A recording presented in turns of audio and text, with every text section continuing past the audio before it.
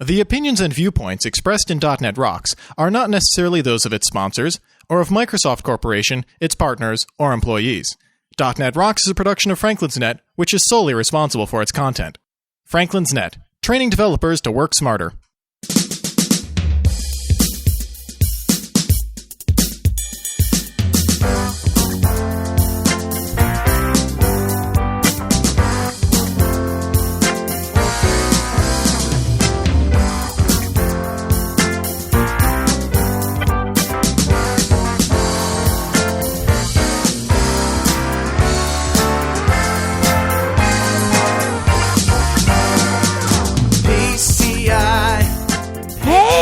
Rockheads, put the kids to bed, grab a beer, and listen up.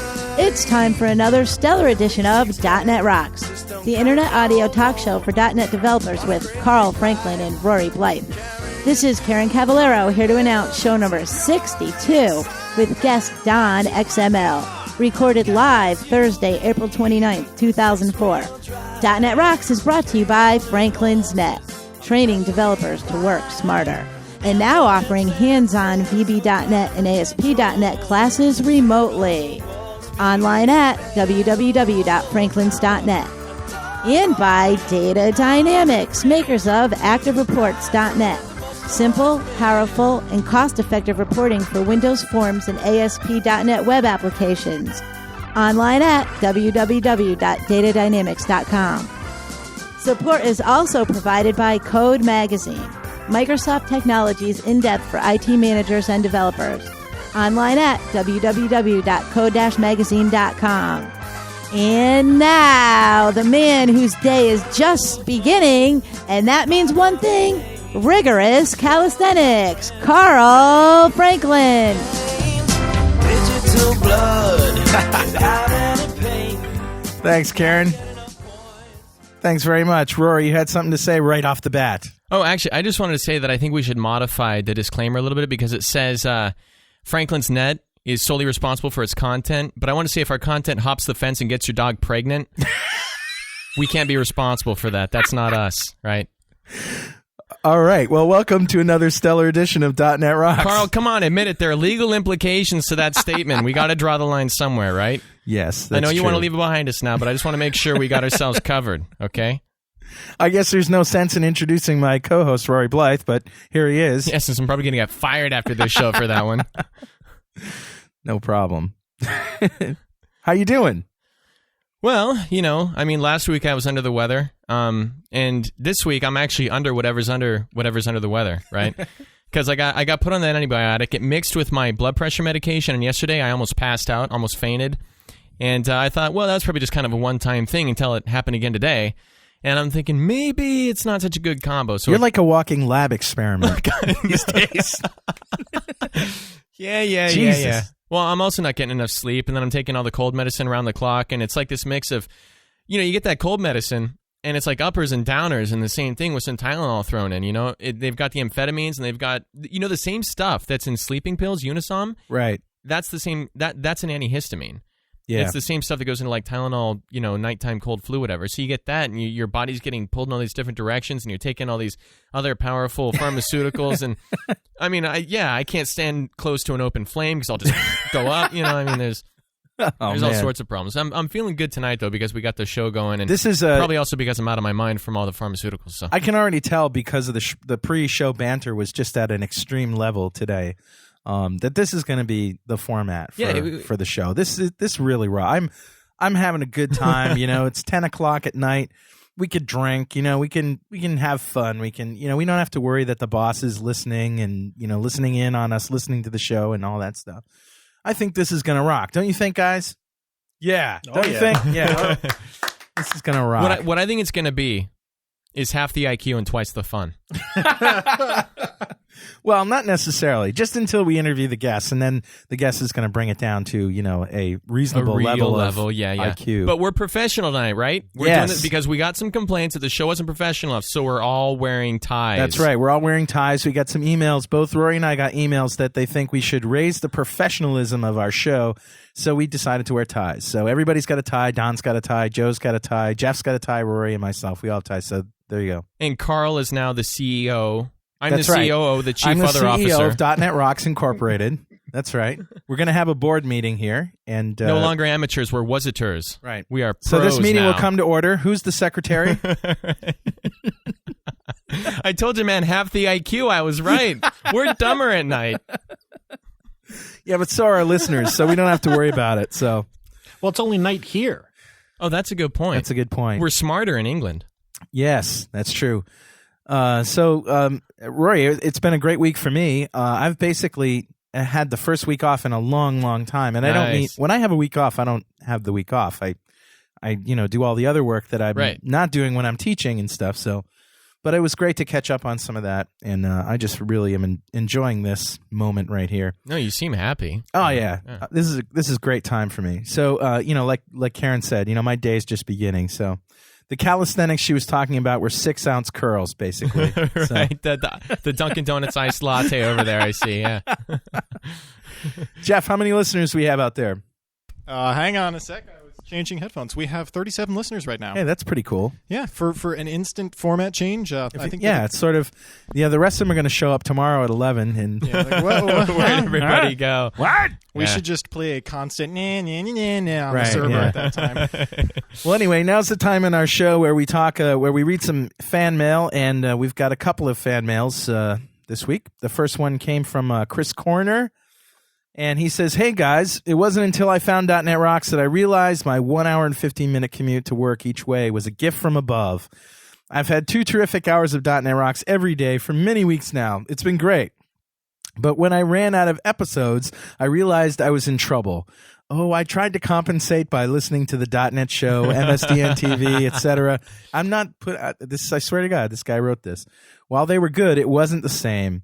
So I'm doing what any true devoted fan would do, starting at the beginning and listening to them all over again. Keep up the good work, Chris Corner, Madison, Indiana, and I'm sorry. And then he said, pronounced Kerner. The O is silent. I'm sorry, Chris. I should have read that fully before reading your name. It's Chris Kerner. Chris, we're going to send you a .NET Rocks clock, and congratulations for that. We also got an email from several emails back and forth from Daniel Peterson, and he wrote, "Hi, Carl and Rory. Carl, please forward this to the guy with the out-of-order hair." I don't know what that means, but anyway. Nobody here by that description. Yeah, I have no idea what you mean. You're going to have to clarify, Daniel. First of all, I'd like to execute the normal kiss your ass and hope to get some useless crap routine, so here goes. You have the greatest developer show on the face of the earth. Now on to some more pressing matters.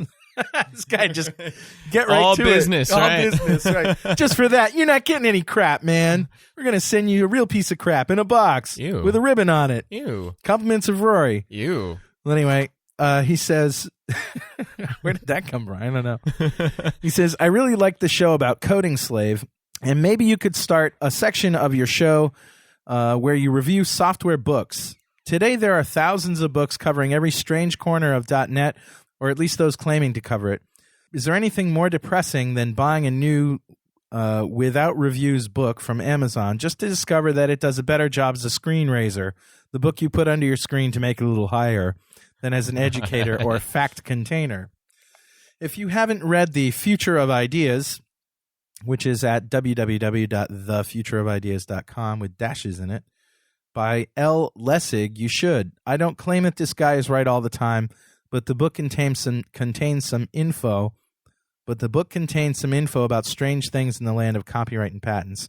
Best regards, your devoted listener in Sweden, Daniel Peterson. So he said, and I told him basically that that's a good idea, but we don't have the bandwidth to read a book and review it every week. But if some alert listeners want to take up the challenge and help us out with that, we would definitely give you some airtime. What do you think? I think that's a good idea. Well, we already have the .NET book club. Jeff Julian. That's true, yeah, Jeff Julian. We could tap him. True. So yeah, we're going to work on that, yeah. Daniel. We're going to work on that. And for now, I can just say that, Essentially ASP.NET is a good book. Yeah. That's my book review for the week. Thumbs buy up. It. Way up. No, it really is the best ASP.NET book. You buy it, you read universe, it, yeah. you take it home, you read it, and you like it. That's simple. Yeah. Value out of the show right there. Or I come and break your legs. Whoa. Yeah. Oh, boy.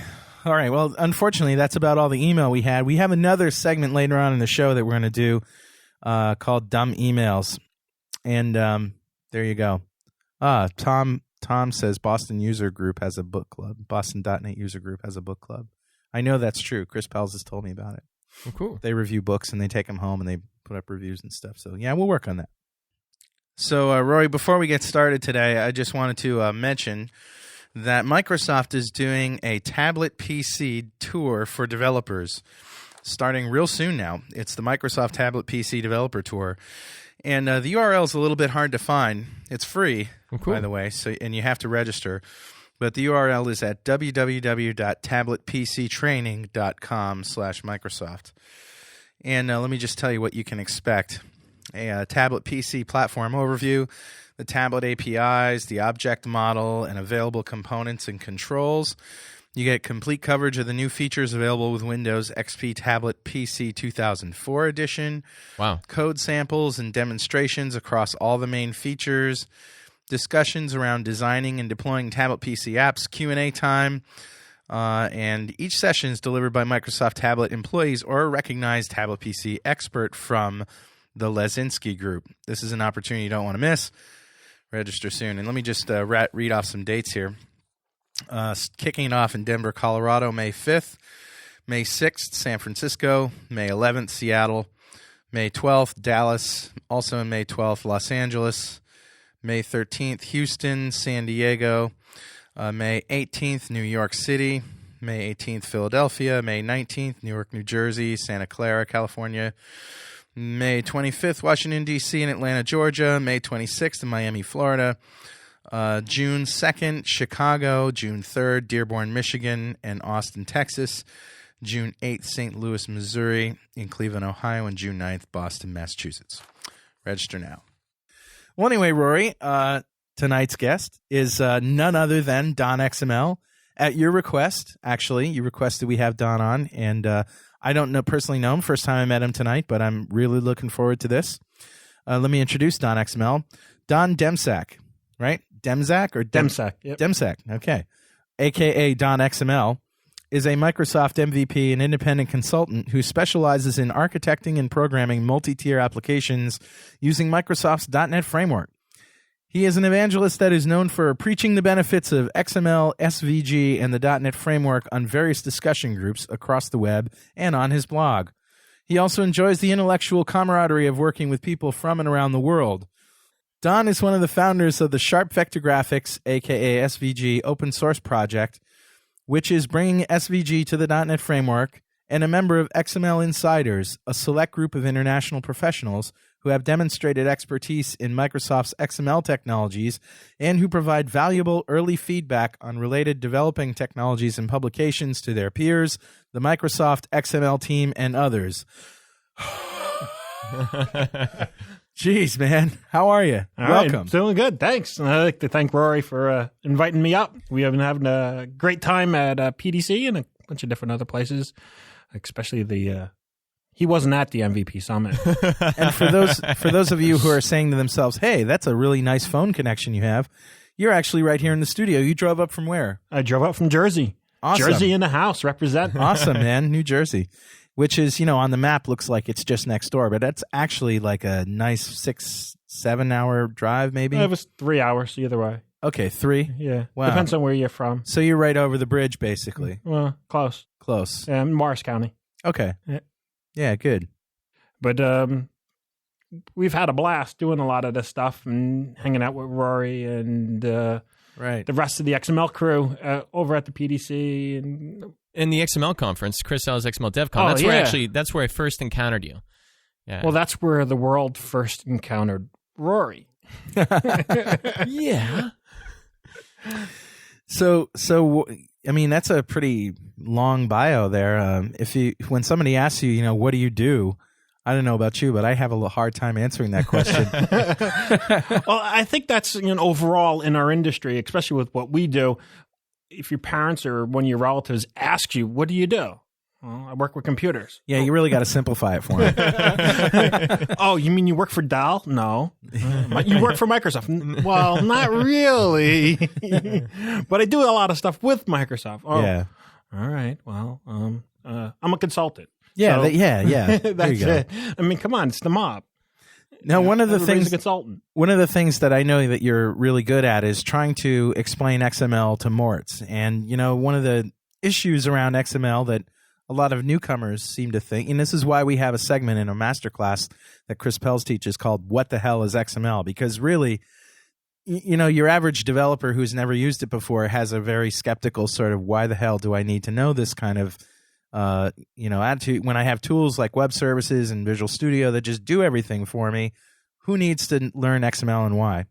I mean, basically, if you look, well, I would highly recommend anybody who wants to figure out exactly what XML is to definitely go and check out Rory's explanation of XML for the non-techies. I mean, it does an absolute great job of explaining to my mom what XML is all about. Yeah. Basically, that it does nothing. It is only data. Right.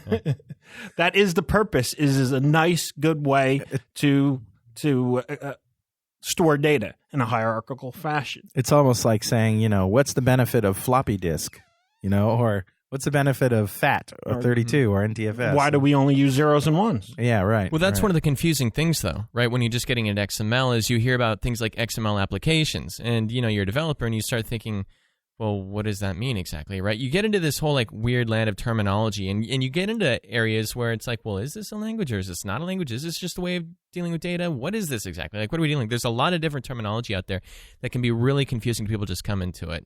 And I think a lot of it also has to do with they feel a little intimidated by all these different acronyms. I mean, you got all these definitely.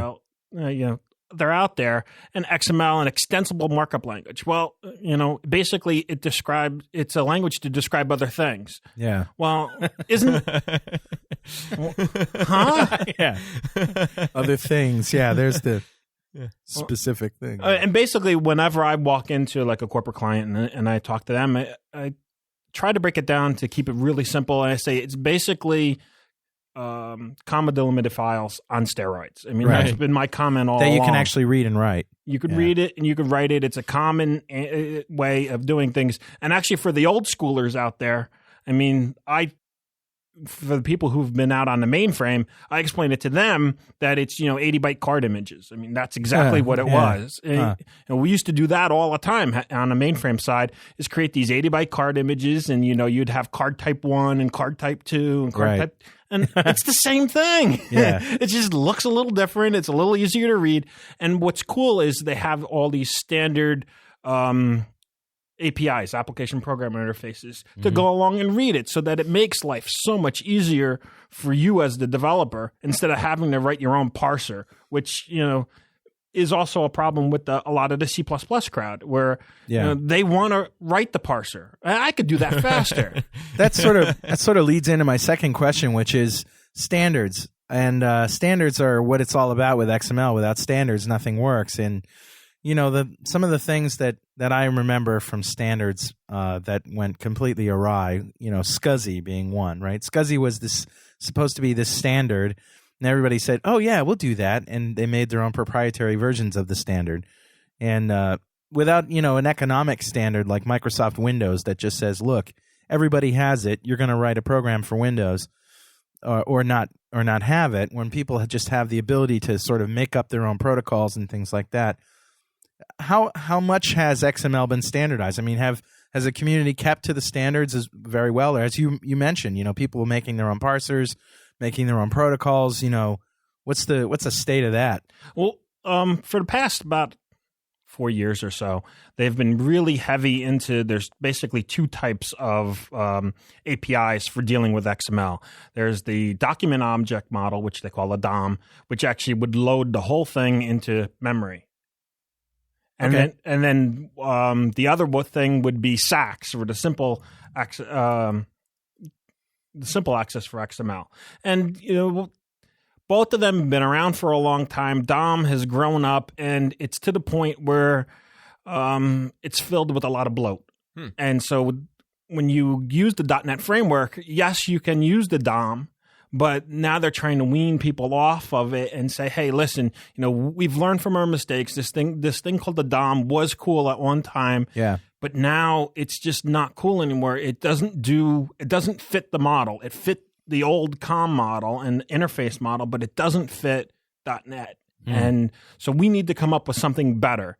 And so what they have done is expose something called the XML reader, which is a very good way, fast way of parsing XML. But this is just in .NET, though, right? This is just in .NET at the moment. So what? Yeah. So that's the same old story, right? That's a tough thing is when you go back to like, Python or Java or whatever. I mean, I remember when I went back to Python and started looking at XML, it seemed like it was a real Sax kind of world. Yep. And I was kind of shocked because I was coming from so much .NET that I was like, whoa, it was a little bit of a shock there. And the community as a whole has finally, got together. They're just trying now to struggle with complex documents where you would have you're describing more than one thing, something called namespaces, which is basically, you have different languages all intermingled together. Think of it in the terms of structured, in the terms of COM, it would be a structured storage. Okay. Where you have multiple file types all in one file and some hierarchy in there. Yeah. That's basically what they're doing now with XML, where they're mixing multiple namespaces together in the same document, and now they're trying to figure out how to best way to parse it. And the DOM really doesn't work. Right. It doesn't understand namespaces. Sax it doesn't. The Sax version in .NET is, instead of being a push, it's a pull model, which it's called the XML reader, and it's very hard to code at that level at the moment. And so what we're trying to do is make it easy, make it easier than working with the DOM, and make it easier than working with the Sax or the XML reader model out there. And so we're saying, okay, let's drop back to the basics. Let's try to keep it simple. Get the word out and bring people along. And that was like a big thing at the MVP conference this year, was that, there's 14 of us or 12, 13 of us or whatever, but we're doing a really bad job getting the word out to more people. Do you ever get the sense that I do, that sometimes all these tools and technologies that are just sort of, boom, everybody's just, as soon as people discovered XML as a format, then now everybody's got these tools and things. You ever get the sense that people are just trying to swat a fly with a Buick? You bet. Like, I mean, they're trying to use, and that's actually where I got my nickname from, DonXML, is because when I first grokked XML, I started using XML for everything. Yeah. And it was a derogatory statement. Don, XML again? Yeah. That was the idea behind the name, and I figured I'd stick with it because, wear it as a badge of honor. But, it's definitely, turned into, there are a lot of people out there that are trying to use XML for everything, and they want an in-memory database, and they're going to use XML. Right. No. That's what in-memory database is all about. So speaking of, this is like what everybody's doing and that sort of deal. What I like to ask people who really know something and who enjoy the idea of educating people who don't know quite as much about it, what are some of the biggest mistakes that you see people make when they're approaching XML? Like, what's mistake number one? I mean, what's the one big thing that just makes you want to scream or whatever? Whenever they try to load like a 20 meg file in the memory and say, hey, it takes like forever for this to load. Right. No, duh. Sorry, guys, but how much memory do you have on this machine? Yeah, and the answer is upgrade your processor, right? Well, I'm loading this 20 meg file, and I only really need these 3 bytes. Right. Okay. Where's the problem? But I mean, that is the biggest problem, is they see it as a panacea for everything, and they just use it for everything, and it really isn't. It's good at what it does. It's good to serialize an object graph, to take a specific version of an object and serialize it to a specific format, which is XML, and send it over the line. That that's one of the benefits of it. And one of the other things is this whole concept of declarative programming. Yeah. And XAML, etc. XAML and Zool, and even HTML, if you think about it, sure. It is declarative programming. I mean, I even wrote a blog entry back in the day when I worked on the mainframe, JCL. job control language. Right. It's a declarative language. I mean, and like every other technology, it's not a panacea, right? I mean, declarative programming is great for some things, not for other things. You bet. Yeah. That's a good point. We should just keep that theme in mind the whole during this talk. What was up with VB6 XML class wrappers? Oh, that was something that we actually Dan Rogers from Microsoft went back in the BizTalk. The first version of BizTalk came out. He came up with a really cool tool that looks a lot like what XSD does right now, which you give it a schema and it generates the classes for you. Actually, what they were doing was it was basically subclassing the XML. And what I did is took that back in the day, back when VB6 was king, and used that so that people didn't have to learn XML. That all they had to learn, it was this your object model, and it would hide the XML under the covers.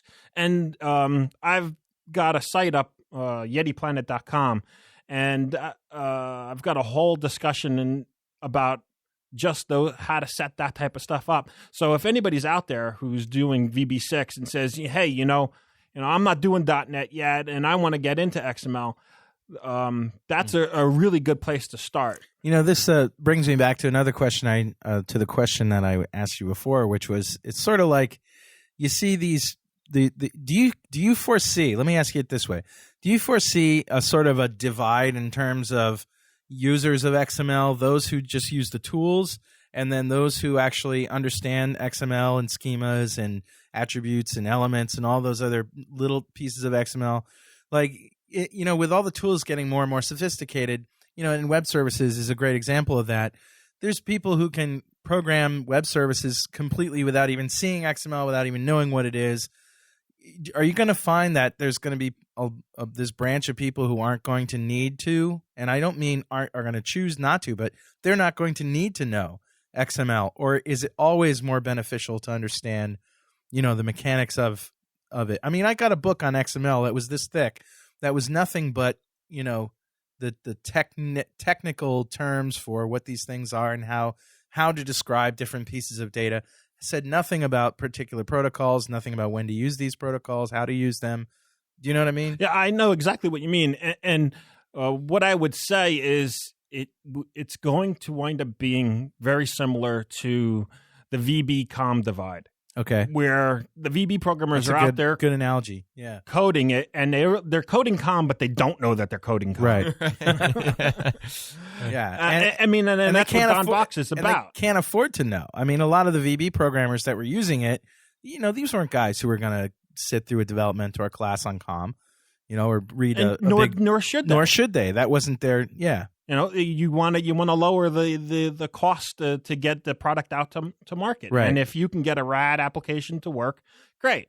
That's one of the things that Microsoft is doing right now with the XAML is right now, if you have Longhorn and you start messing with XAML, you're going to have to code that XAML by hand. Yeah. And we all know that pretty much sucks.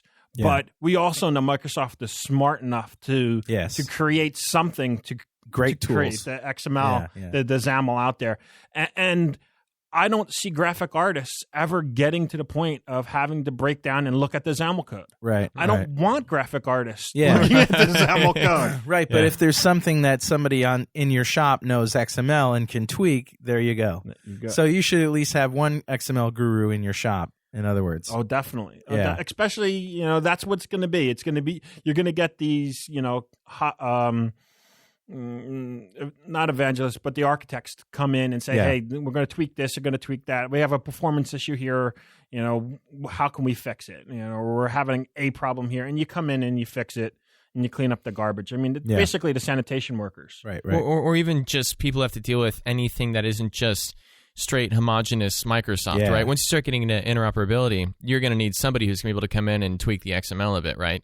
Because you're going to have somebody on one side with the .NET saying, this is what WSDL looks like. You're going to have somebody on the other side just going, no, that's not WSDL. No, let me show you some WSDL, right? So you're going to have people who just simply aren't even going to agree about what's going on. If you're just using like web services as a sort of cheap remoting, then it's no problem, right? But once you got to hook into somebody else's system, bang, it's all over. You're going to need somebody. I mean, maybe I'm wrong, actually. Are there a lot of good tools out there to help out with this? Because I see a lot of it done by hand, and I wind up having to do a lot of it by hand, Yeah, I mean, yes, there are some tools out there, but the quality just isn't there where it should be. Right. I mean, just think about HTML and front page. I mean, front page will generate HTML for you. So will Word for Windows. Did you hear the Good quotes Lord. he said around HTML? Yeah. Yeah. Yeah, I went to Amazon.com and I signed up for their web services club, whatever it is, whatever the waiver you have to sign to do web services and whatever. I got a password and everything.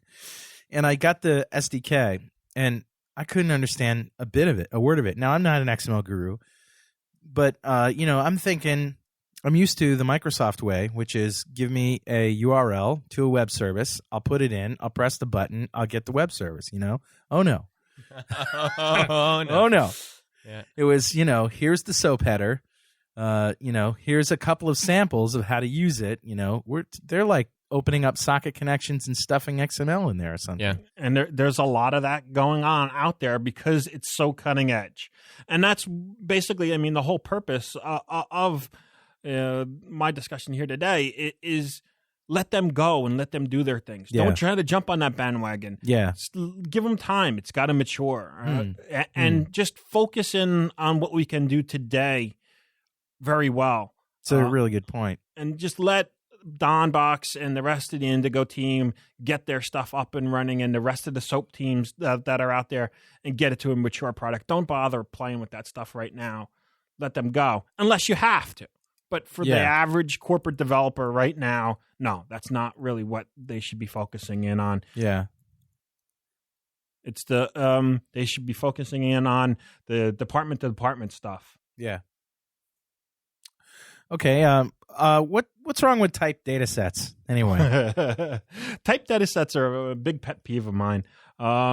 Basically, because they allow you, they will generate the classes for you, which is cool, but you have no business rules associated with them. And what good are typed data sets if you have no business rules and you can't go in there and edit them? Right. So one of the ideas that I had was to use some sort of standardized constraint language to embed that into the schema so that it would automatically generate the business rules. And are we getting into too. that Buick for fly swanning thing here now, or what? Well, see, there is something called object constraint language, which they use in UML right now. And it is explicitly for describing constraints, which is really cool. Yeah. What I was looking to do was to be able to let the modeling tools generate some of that code for you. Because in the typed data set, basically what's happening is that code's getting generated for you anyway. So if you could also take something like object constraint language and have that generate your C# code along with all the other code, then you might actually have something useful. Yeah, that's cool. And that's sort of the declarative programming thing again. You bet. Yeah. Wait, about that actually. So for someone who isn't doing anything quite along those lines, is the idea then that you create like the model for your serialization in XML first, and then you have it turned into your class? Or and that's basically what typed data sets is doing now. Oh, really? Okay, yeah. Because you have a schema, and then you could take that schema and you run it through the XSD utility, and it'll actually generate either VB or C# code for you that hides the XML. Oh, okay. Yeah, I'm not so much like a typed data set person, but that's a lot of people are using or it. a data set person in general. Actually. That's true. Actually, I'm not a data set person. Yeah, I'm definitely one of the create my business objects and then handle all the serialization. It's a trust issue with you, though, right? Yes, it is. Yeah. I want to make sure there's. Well, yeah, okay. I got some mental problems. Let's just bring it up on the show. Where's your dirty laundry, Carl? All right. But yeah. I'm not so sure you should. I mean, I don't proclaim to. Well, what's going over the wire, right? I mean, how much versus in this particular case, data lot. sets don't go over the wire. So you're talking about something where both components, the business layer and the data access, are on the same box, so you don't have all the marshalling issues. Mm-hmm. But there are a lot of people. Right, Not that you couldn't, but. Well, in 1.1, it's going to get a binary format. It's not you can't even serialize data sets as XML without doing a little bit of sleight of hand on. Well, on it's the sort of side. XML binary. Yeah. It's even if you use the binary formatter, it's still XML, but it's got control characters in it. Yeah. It brings me back to another thing about type data sets. I was talking with Rocky Lotka at a party that I threw for the Orlando? Orlando.NET user group people, and Rocky was up there and we were talking. So this is some of the stuff that they're working on in object spaces, is making a sort of a super type data set that uses partial. I don't know if I'm going to get in trouble with this, but it uses partial classes. Partial classes, basically, so that you know what a partial class is. Oh yeah. Yeah. So, and for the listeners who don't, you have, let's say, two files that both belong to the same class, and you can create or recreate or update one, and you can keep the other one the same. So the type data set is going to sort of morph into this thing where it's going to be a partial class where you have your generated stuff in one part of it, and then your business rules and your logic in the other that doesn't change. And so you can regen the data stuff all you want, and it sort of makes a nice mix. What it enables you to do is to be able to add that business rules to those classes without actually updating the code in those separate files. Yeah.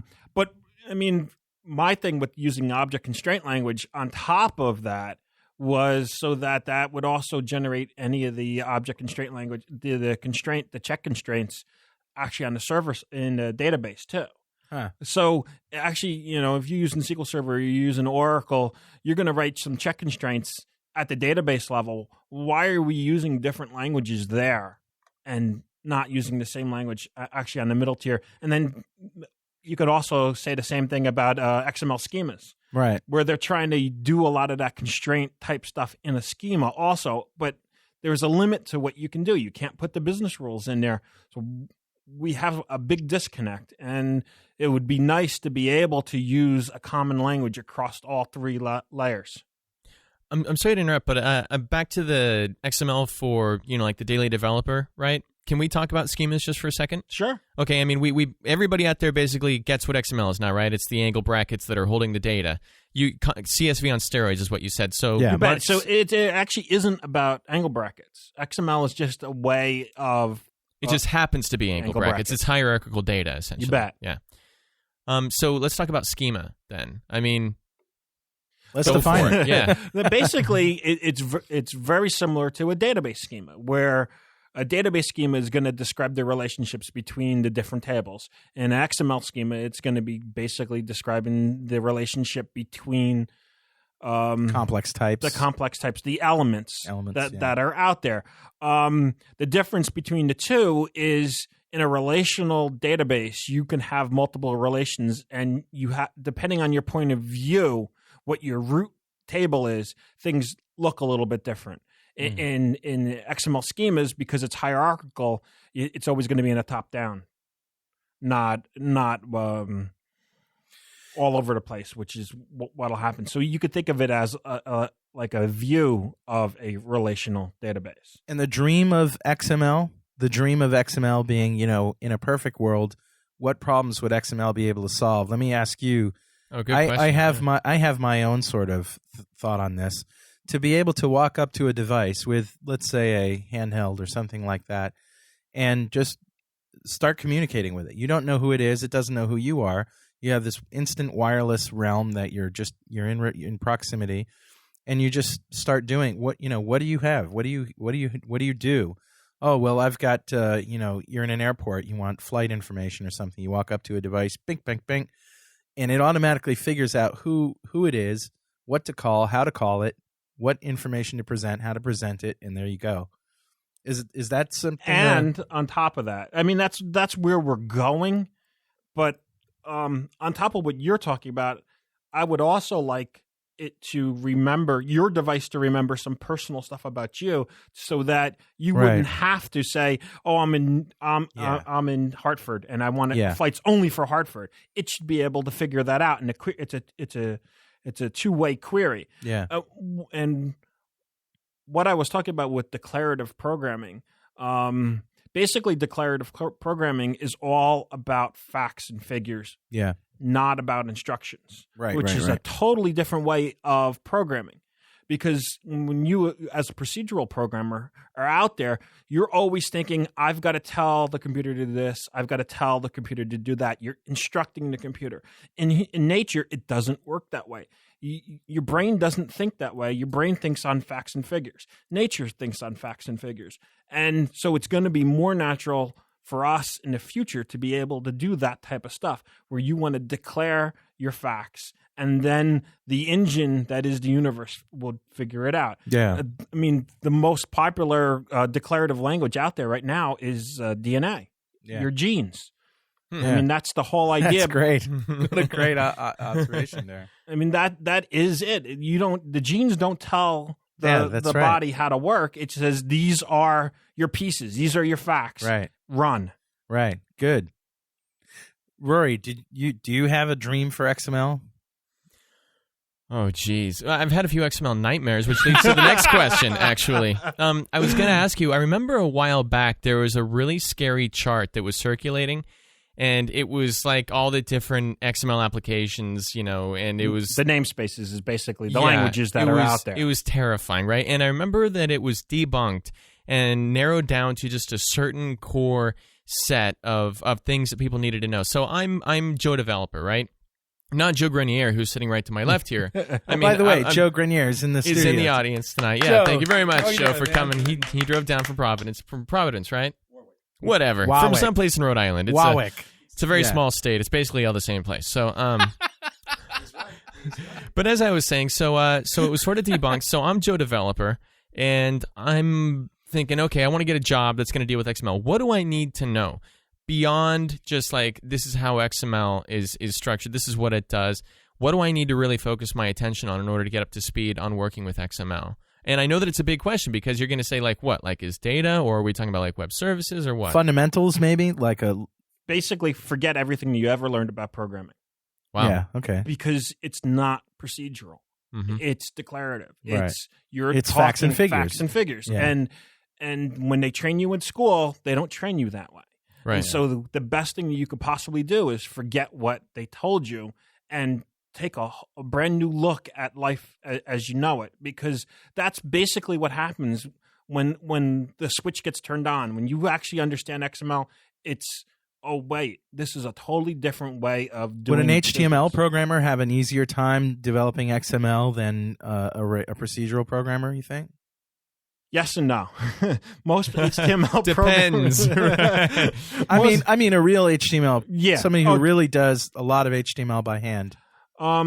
Yes and no. Still, I mean, basically, a lot of those guys are script kiddies who do a lot of stuff still procedurally through script.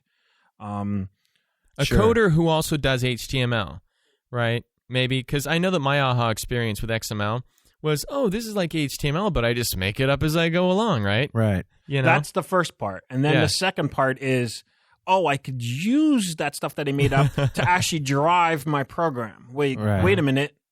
I can actually drive my program. I don't have to code it to tell it what to do. I can use the data to tell it what to do. Wow, that's a totally different way of thinking about it. But I actually have a story that predates XML. Dan Appleman and I were partners in a company called WorldTrain, and WorldTrain was a training product. And this was in 97, 98. And so this was before the XML craze, really. I mean, XML was around, but it wasn't, people weren't gaga over it. And I was writing basically a program that looked at scripts, and I had to write a script language or something that told this training thing what to do. And it could load up PowerPoints, it could go to the next slide, the previous slide, it could open up a web browser, it could do a whole bunch of things. And then you play back this script, and you would have stop points and things. And I didn't know I was creating XML, but I created XML, an XML format. And I didn't know anything about XML at the time, but it just seemed like a natural, like all I knew was HTML. And it seemed like a natural thing to make HTML-like tags, you know what I mean? To HTML. describe. Yeah, exactly. But again, I was a programmer who didn't know what XML was. I didn't have the XML tag at the top. I just, I looked at HTML and I thought, declarative, yeah, that's what I want. This is a readable script language that somebody can edit with a text pad, and my program can still read it. So it was just a sort of natural progression of my developer brain. And that's basically what happens. And once you get it, it's okay. Now I can use it in different places. And it's just, you got to learn when to say when when you've gone too far. Right. When you're opening up that 20 meg file, that 3 bytes of data, you've got to have some more horror stories about XML. Well, let's say that somebody is in that situation. They do have like a 20 meg XML file. What should they do? This is actually an interesting use SQL Server. Well, no, that's okay. That's a good point. Yeah, fair enough. Right. That's but there are a lot of companies who will archive their stuff to XML, and that's perfectly legit. You would want to do something like that, but know that you don't want to load that whole thing into memory. Know that it, like any big string, you're going to want to parse it before you do it, and only get the little bits of information that you're interested in. My little developer brain's going to work here. Let's pull in 4K chunks or 10K chunks and run through it, and Well, yeah, but I mean, you can't just say, "Give me 4K chunks," because you'll get but half if you of a search tag or something. No, but if you want to search for something, like you could do like a buffered search where you don't load in a whole bunch into RAM, but just a reasonable amount at a time. And that's one of the things that the XML MVPs at Microsoft were trying to do. Daniel Castellano, Kazoo, is trying to work on. And they're also they were working on something called XML streaming events, where it would actually let you know, you put in an XPath query and it'll let you know when that query gets a hit. Cool. Which is different than what's going on right now. Yeah. Whether or not it actually works in the real world, we don't know. We're doing a lot of prototyping. But there's a lot of those type of projects out there on that we're working on, the XML MVPs. And cool. You can go out there and go get that. Awesome. Well, we have a caller on the line, Chris Lundy from Canada, from Catatonic. Hi, Carl. No, it's not Catatonic. Chris? That's your Skype ID. You there, Chris? I'm here. Chris, you have a question for DonXML? Yes, I do. Hey, Chris. I'm in the middle of developing a little Amazon Web Service thing myself, which Carl brought up earlier. And he said that he was having problems with it. And I didn't actually try to use it. I looked at it and I said, "Oh my God, I can't do anything with All right, that." well, it's very confusing. And I found that there was some example code in that SDK that actually doesn't even work. Oh. If you try it out, you send it to their server, you get error messages coming back. And I think what turned out was they were giving you examples that were maybe a year old, 2 years old. They were using like an older version of their API that doesn't even work anymore. So lovely. They just I guess they added to the confusion. I guess they haven't figured out namespaces yet either, and they're breaking their contracts.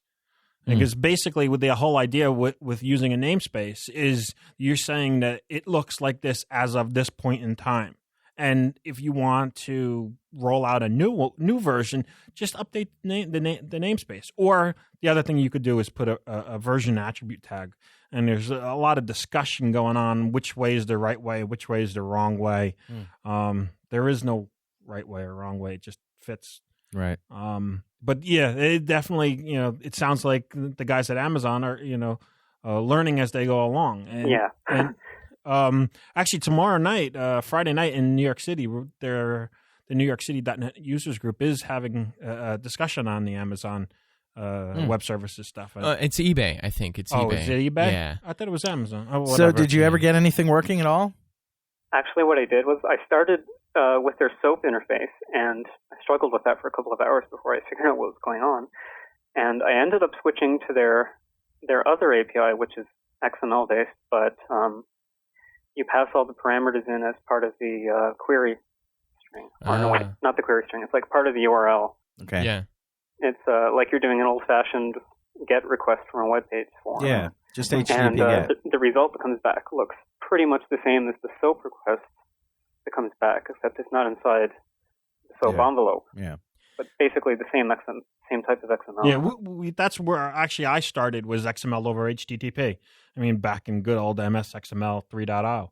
Yeah. I mean, it was a great tool. It worked very well. It worked very well within companies. Now, exposing that type of stuff to the outside world, you can run into problems, and because that's of why data SOAP's types and things. Yeah, it's a bit tricky because, there's a limit on how long the URL can be.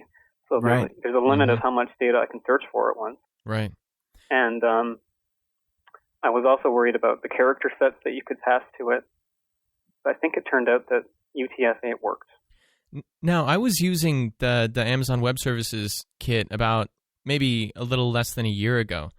And I remember, I had kind of the same experience like that Carl did, where I looked at the documentation. I was like, whoa, but I really just took the WSDL, ran it through WSDL.exe, took the generated code, and kind of went to town. Now, this sort of plays into the question I have. This isn't a .NET application that I'm writing. So I'm using MS XML4. Okay. And the old-fashioned COM way of doing things. And I wondered about when I do switch to .NET, because I have written a .NET program before that used a SOAP service, and that was incredibly easy to do. Yeah. Just run the WSDL program, and a class came out the other side. Right. That's all I had to do. That's what it does. Yeah. That was fantastic. And but I'm just wondering if any of this COM stuff that I also had to learn, if any of that is going to apply in the future. Like, so you've never done web services? Will XPath keep working the same way in the future? You've never done web services with .NET? I've written one application in .NET that consumed a web service and a SOAP service, and that was really easy to do. You'll find life a heck of a lot easier when you switch over to .NET. Yeah. Everything, XPath 1.0 is XPath 1.0. The Microsoft folks worked very, very hard with .NET 1.0 to make sure that things migrated over from MS XML 4.0 relatively easily, with very few exceptions. But there are little glitches here and there, and namespaces with your XPath queries happens to be one of them. But once you get over that, it's really not all that hard. It's actually very easy to make the switch. I see. Actually, I did get the SOAP thing to work with the old Microsoft SOAP toolkit, but it's deprecated now, and I think you won't even be able to download it in a couple of months. Wow. It wouldn't surprise me. There's a lot of that stuff that they're just starting to. Because Microsoft did have a COM interface for their SOAP library, but apparently it's going out of service soon, so get it while you can, sort of thing. Wow. And I didn't really want to distribute an application that relied on this if it was never going to be supported in the future. So. Well, on the bright side, you've obviously got at least one foot in .NET, right? I mean, you listen to the show, you're interested, and you want to push forward. And the bright side, the really, really bright side, is that this whole Amazon Web Services thing, it'd be like bang, if you were doing it with .NET. I mean, maybe not like bang, because you'd sit and stare at the documentation, pull some hair out, sweat a little bit, and get really upset. But after you got done with that part, I'm telling you, man, it's like 5 minutes, and you will be up and running. Yeah, and then you got to figure out where to put your developer token and stuff like that. I actually did manage to deploy my first .NET application a few weeks ago, and cool. It used the web service. The web service was written in PHP. Okay. So I'm just using whatever works. Right. Cool. Well, that's what web service is kind of about, right? I mean, somebody writes in PHP, and you write your end in .NET, and somebody writes their end in Java, and well, I mean, it's a little confusing, but it was perfect. And the PHP service spit out WSDL, and the WSDL program that comes with .NET spit out a C# class for me. I mean, I was up and running. That's the whole thing. I mean, we're all supposed to get along now. Yeah. Well, Chris, thanks for calling, and we're going to hold on for a minute. Jeff's going to get your info, your address, and we're going to send you some .NET Rocks useless crap. Okay, cool. All right, thanks. And guys, it's about the hour, so we're going to play some music, and this is a Franklin Brothers tune called Dream Factory. I don't think I played this on the show before, but it's a really good song. And then stick around, because after the break, we're going to do Google Weirdos and Linux Vulnerability of the Week, and we even have a new segment. We're going to talk some more with DonXML, so stick around. Gone away the fireflies that I saw from my brother's eyes. Gone away the summers of my dreams.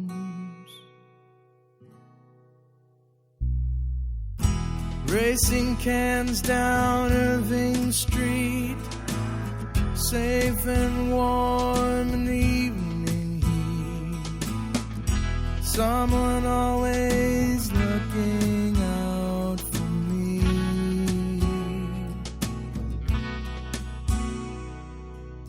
Trade you a Steely for that candy bar, asleep in the back of my daddy's car. I know he'll tuck me in when we get home to my dream factory.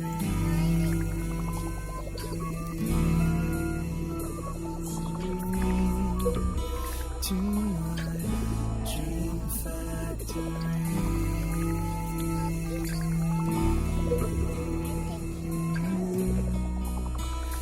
My dream factory.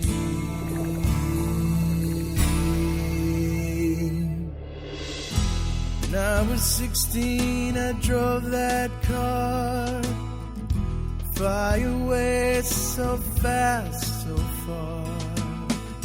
Try to find someone else who thinks like me.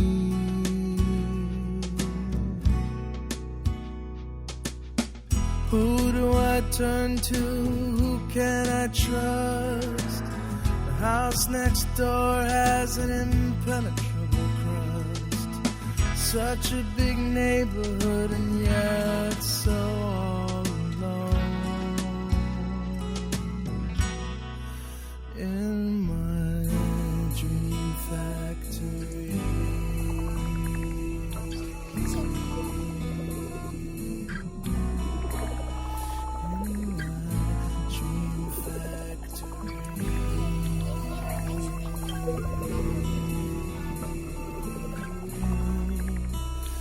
My dream factory.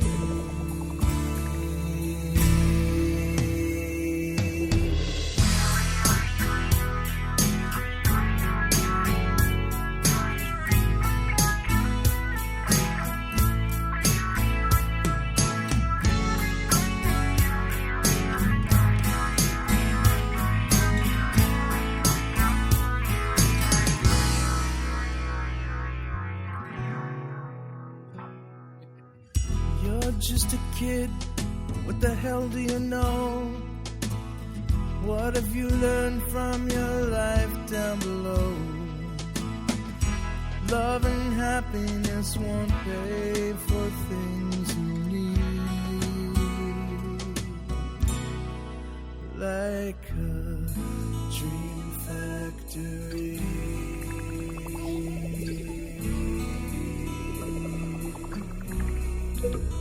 Like a dream factory.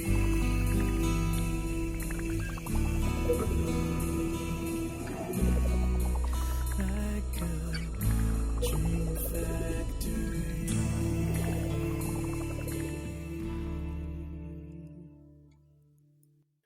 When I was a child, I knew more than I know now.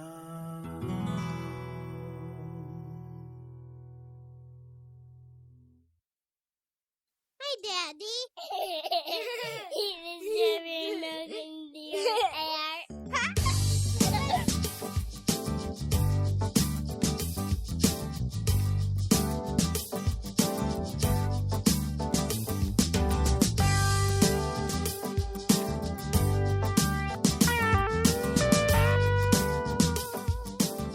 Hey, Carl here. Well, we got to pay the bills, and just want to talk for a minute about what we're doing here at Franklin's Net. We are currently going gangbusters with our summer schedule for VBNet and ASP.NET hands-on week-long classes. And we've observed a little trend here that more people are signing up remotely than are actually taking our classes in person. The remote option is going over very, very well. It goes very smoothly. We use a tool called Ultra VNC, which is like a way to broadcast a screen to multiple people, full screen. And it's worked out really well. So if you got a bunch of people in your group that you want to train, but you don't want to send them, and you don't have enough to do an on-site class, just set up a conference room and a projector and an internet connection and a speakerphone, and you're off to the races. It's a lot of interactivity. best part is that you get to interact with the class that's happening live. It's not offline stuff. It's interactive.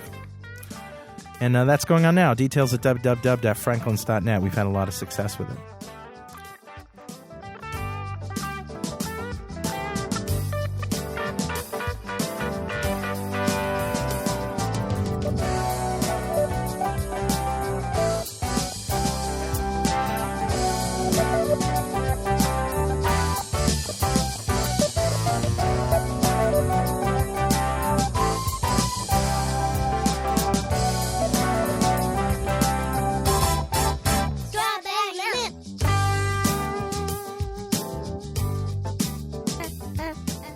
And I also want to talk about Data Dynamics, our friends who've been sponsoring the show now for, ever since January, I think.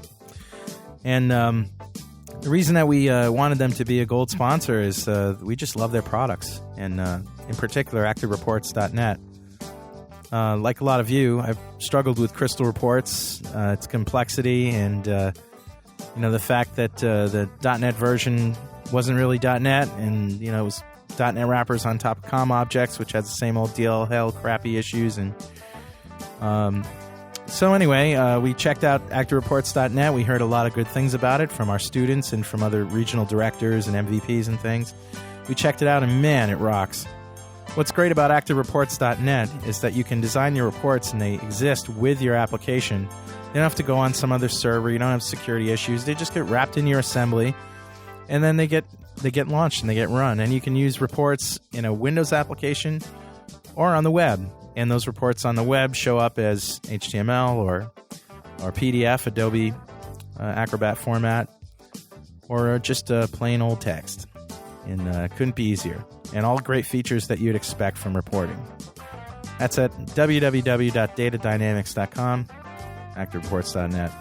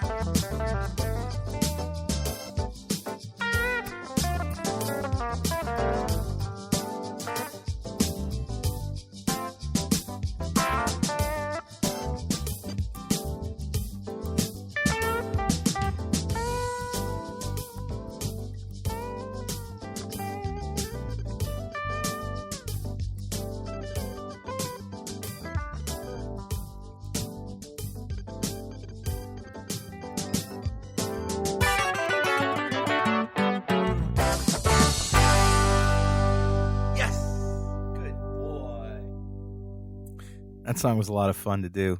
Those were my kids and Jay's kids in there. Strawberry Milk. Cool.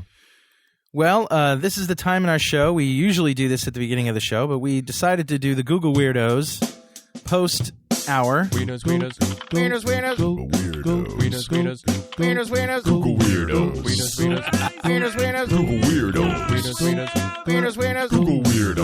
Weirdos. So, what is Google Weirdos, Rory? Google Weirdos, for the 6 people who don't know yet, is the segment that I do on the show where I read some of the Google searches that people have used to get to my site. Most of the time, they get there accidentally, right? I mean, they'll search for, like Princess Di Teapot or whatever, and they'll get to my site somehow. And I like to comb the logs and find what I consider to be the most interesting, the strangest, the weirdest, or sometimes just the most, how should I put it? Like abusable searches, right? Like it could be totally innocent on its own, and then you add a little bit of color and it's a little bit of fun, right? So that, in a nutshell, some need no embellishment whatsoever. Yeah, you just get the right. And as cooking with pig milk, right?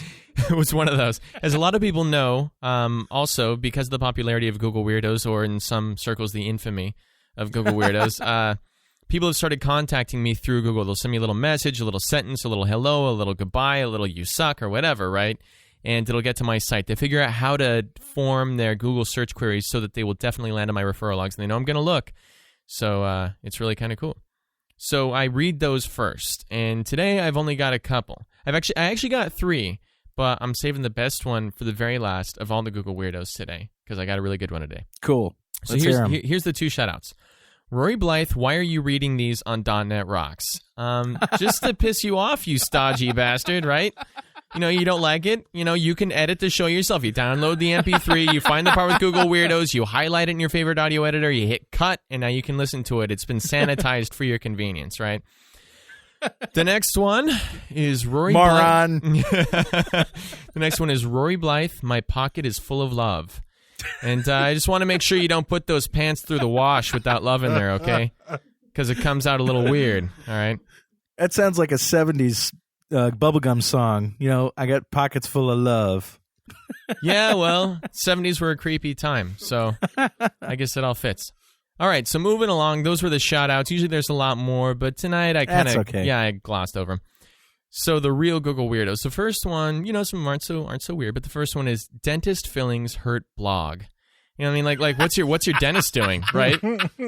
These things aren't for blogs, Freaking moron, right? Revoke his dentisting license or whatever it is. Next one is free nude photos of Burt Reynolds and Stephen Hawking. Of course, because we're all sick and tired of those pay sites with Burt Reynolds and Stephen Hawking, right? I'm sick and tired of having to pay that monthly subscription to get my free nude photos, or to get my pay-for nude photos of Stephen Hawking. Sick! Yeah. Moving along, we've got pics of radioactive animals. Would you get that close to them if they were radioactive? Would you take a photo? Are they going to look different? Is there going to be a difference? What do? You get the family round with a bowl of popcorn, everybody watch the radioactive animals. Freaking weirdos. Next is, how much grease is in hamburgers at McDonald's? And I would turn the tables on this one. I would say, how much hamburger is in the grease at McDonald's? Right? Next one is, Neapolitan.com or .NET Rocks is cool, but Brandon Wirtz, BW Wirtz at griffin-digital.com is a god, and we should worship at his feet and send him free stuff or read this on the air. All right, we have a message for Brandon. Fuck you. No, Brandon, we are going to get you some free stuff. I am worshiping at your feet as we speak virtually and all that, yada, yada, yada. I'll make a note of that, and we'll get you some free, donkey do or whatever we're sending out. Next one is how not to go bald. I don't know, hold your breath, take your hand, put your hands on your head and hold down, okay? And now the hair won't fall out. It's not going to go anywhere, but you can't take your hands off. You got to sleep that way, too. Next is sexy wang sheets from Puerto Rico. That's one of those where you kind of have to go through and dissect it word by word and see if... I don't know what's going on. What is a sexy wang sheet? What's a regular wang sheet? It's a regular right? wang sheet. Let alone a sexy wang sheet. Do you need a sheet for your wang? And does it need to be sexy? Really? Oh, is that what... moving along. This one's kind of weird, too. Some of them are grammatically a little questionable, but so are the brains, right? When you were, before the show, you were looking through the Google Weirdos, trying to pick out the log. You were looking through the logs, right? And you said, oh, my God, what is up with these people tonight? So I want to hear the one that prompted such a gut reaction from you. Well, there was just it was just the general weirdness level tonight, right? So pretty high. The next one is pretend hot primate walking. And why make believe, right? Why not make your dreams come true? Doesn't just have to be a daydream. Yeah, exactly. Seize the moment. Next one is ass recorder. I mean, what is it? Is that like, you play a recorder, that kind of flute thing, but is it for the other end? It must be. That's great. An ass recorder. Somebody's probably made it, too. That's the really sick thing, right? Le Petaman Industries. Really popular at frat parties and things. Ass recorder. But here is my favorite. This might actually be my favorite Google Weirdos search ever, because it is the most relevant, most poignant, cleverest, and most... It's good. All right, this is sort of a shout out, but it's not just to me. Rory, tell DonXML he needs to come home and take out the garbage. You got to thank my wife for that one. That's awesome.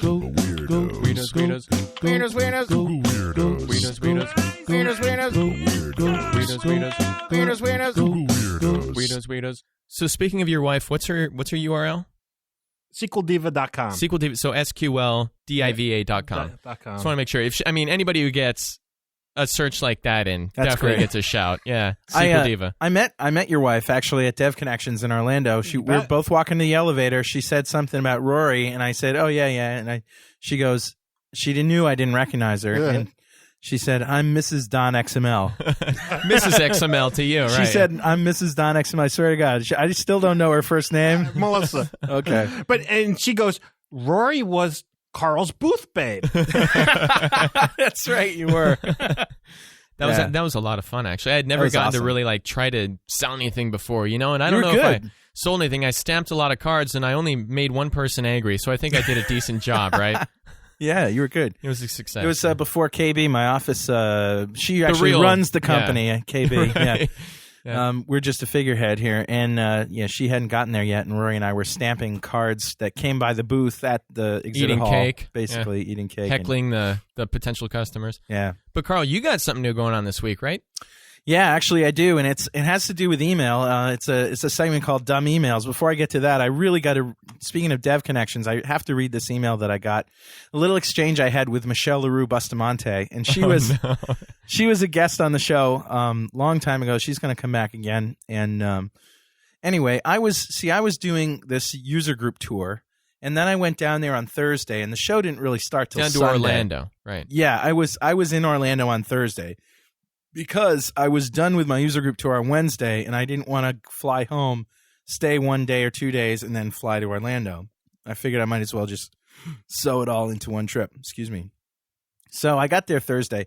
Show didn't start till Sunday. Basically had a couple of days to lounge around and have fun. So I wanted to know if anybody else, speaker-wise or show-wise, was there. So I sent out an email to all the speakers and the people at the show and stuff, and I said, I'm here a little bit early. Subject, I'm here. I'm here a bit early in my room number. I'm going to spend some time swimming and soaking if anyone's interested. Recording .NET Rocks here for my room tomorrow if you want to come down and hang out, Carl. And the only one who responded was Michelle, and she said, "Good for you!" Exclamation. Good for you. So I said to her back, I said, "Hey, you sound like my kindergarten teacher looking at my finger painting." Good for you. Well, that's good. Good for you. She wrote me back. She says, and I'm quoting this, "Well, what I wanted to say is, quote, f***ing prick. While I sit at my computer on a beautiful day, neck stiff, fingers raw from typing for weeks on end, why don't you just go ahead and lie by the pool? F*** you."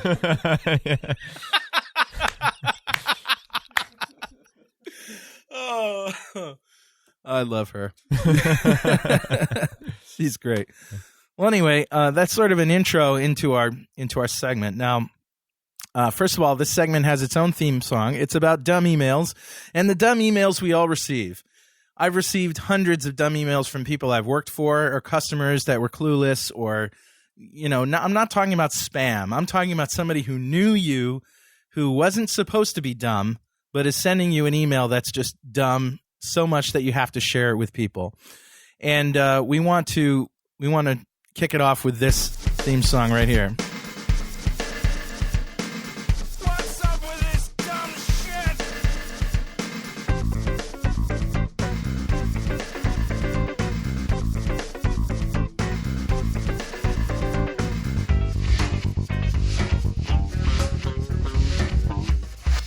Stop sending me these dumb emails.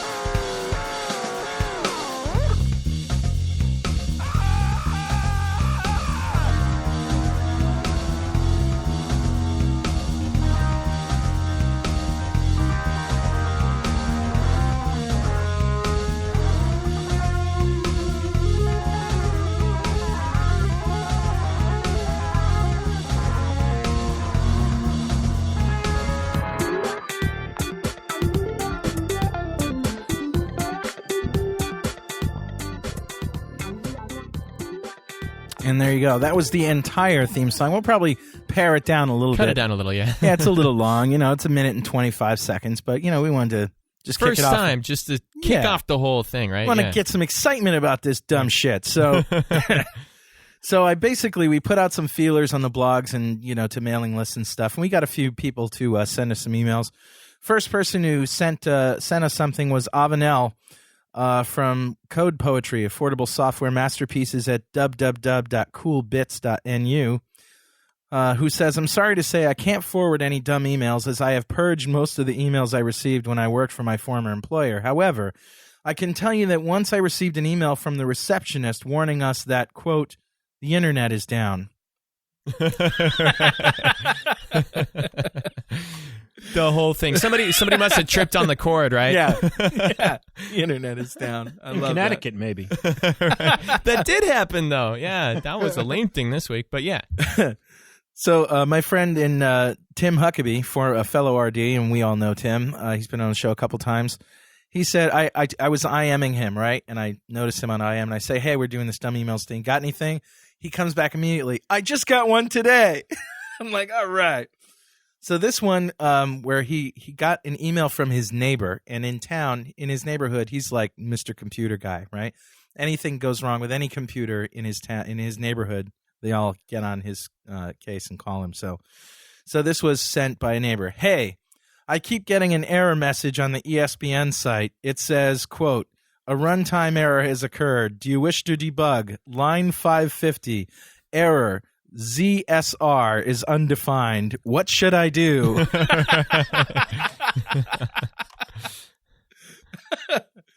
Yeah, what should I do? I don't know what he responded, but it must have been funny. This one is an exchange that took place between a customer and the VP, the vice president of sales of a software utility company who shall remain nameless. We'll call the customer Joe. We'll call the VP Bob. And let's call the product Zoog.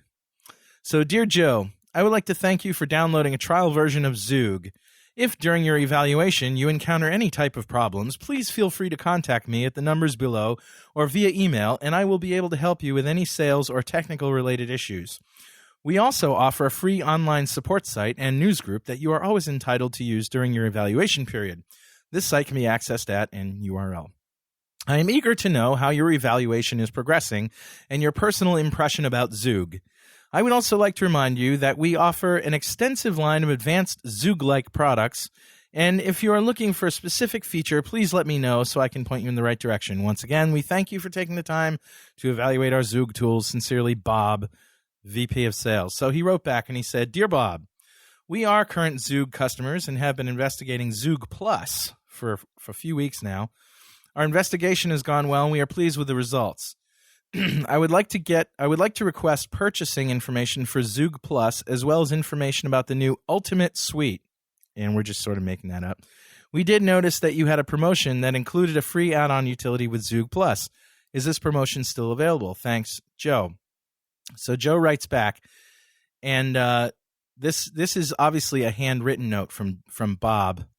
Bob writes back, Joe, we are no longer offering the free add-on, comma, that offer ended at the end of December, comma, I can offer you a 30% discount on your order with a valid serial number from the Zoog Internet 5.5 product. Bob.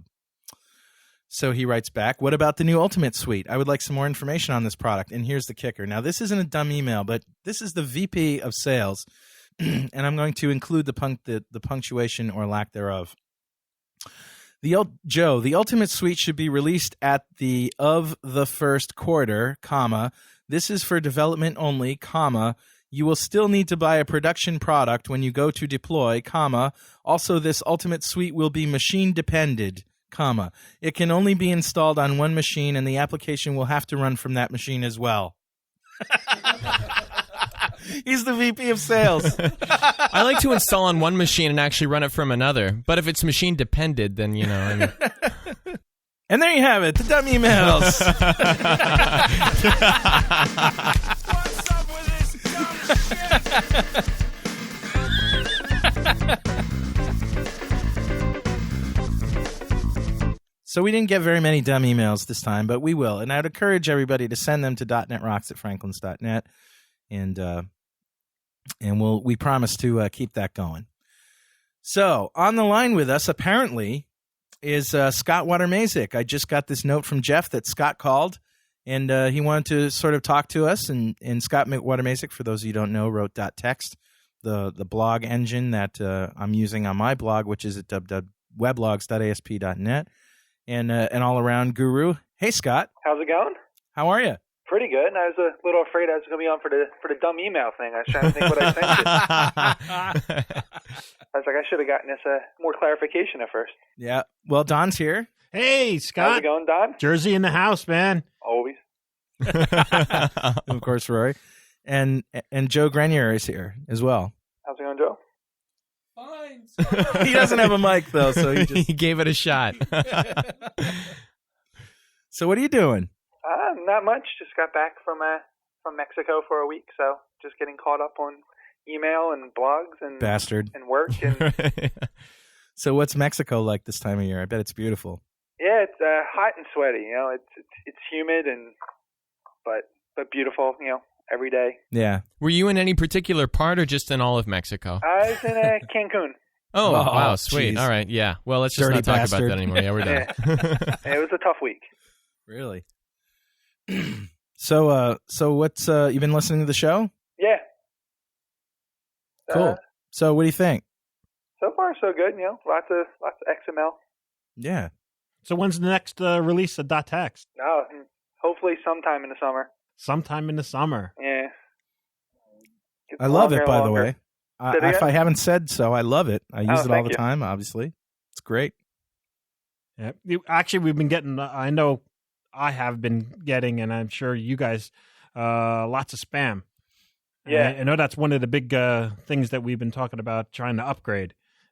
Yeah, I mean, there's no perfect plan except for, you know, to require everybody to, you know, register before posting comments and that kind of stuff, which is great on a big community site where you can register once and post comments to, you know, probably by the summer 1,000 or 1,200 blogs, but you know, to register for every single blog out there to leave comments is kind of, you know, it Pain just in the won't butt. happen. Yeah. Yeah. So I mean, it was 4 weeks ago, 5 weeks ago, that one guy just went through and just. yeah, let's not bring that one up and give them incentive to do it again. Yeah. But yeah, no, it's tough with, you know, so many people using the same application. And, It's very you know, tough. It makes it work. You know, makes it worth your effort to to put something up against it. So Scott, what do you do besides .text? What do you do for day That is job? my job. No, I'm kidding. We work- wish, right? Yeah, I wish it would be fun. No, I work for a small software company in Princeton, developing, I guess you call it, decision support applications. Cool. All written in all written in ASP.NET. So.